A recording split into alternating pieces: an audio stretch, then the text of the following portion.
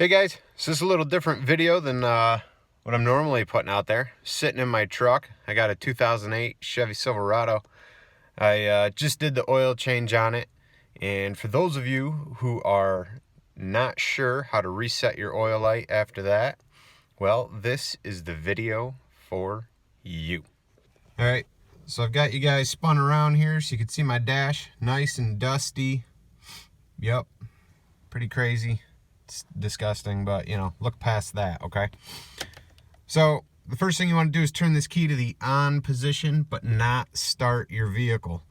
The oil light will come on, and what you want to do is press the gas pedal 3 times within 5 seconds, and it'll reset the oil light back to 100%. So there it is on.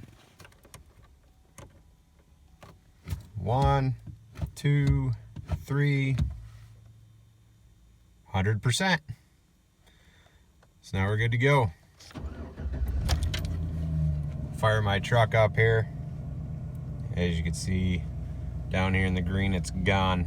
Yeah, I've got this awesome light too. A couple things I got to fix on my truck, but maybe we'll talk about that some other time.